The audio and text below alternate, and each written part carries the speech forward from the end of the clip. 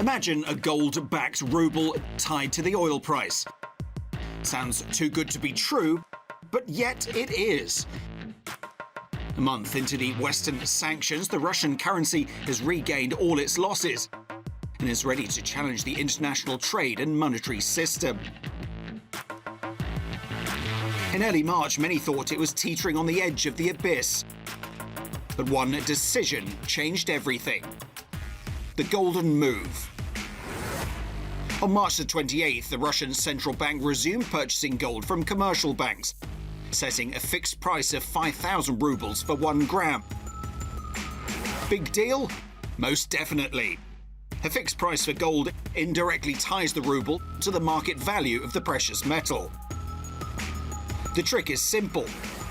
If 1 gram of gold costs 5,000 rubles, it's also fair that 5,000 rubles are worth 1 gram of gold.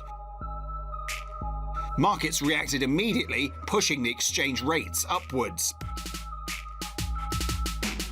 Is the gold standard back?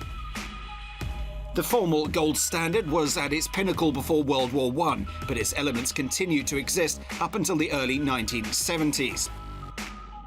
Under the financial system, the value of a currency was denominated in gold. Paper money could be easily converted into coins and bullion at a fixed rate, and vice versa.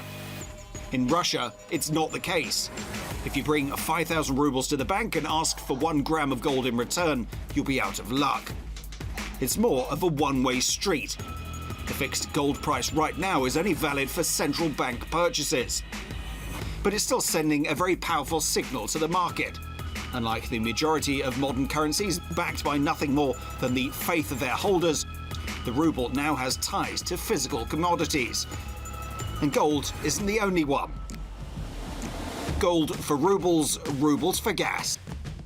I have decided to implement a set of measures to switch over payments for our natural gas into Russian rubles. The Gas for Rubles initiative is another game changer. With natural gas prices tied to the ruble and the ruble tied to gold. Ties between rubles and gold could allow Russia to accept the precious metal as payment in oil trade. Imagine Russia saying it will accept 1 gram of gold per barrel of oil. A discounted offer, very tempting. What happens next? Buyers start buying physical gold to pay for Russian oil exports. High demand pushes gold prices further up. And if the gold prices are on the rise, so is the ruble. Any move by Russia to accept gold for oil will cause more of its influx into the country's reserves, meaning even more stabilization and support for the national currency. On the verge of global dominance? As a major producer of gold and energy resources, Russia holds enough supply to back its currency and enough commodities to offer at a reasonable price in exchange for gold in the global market.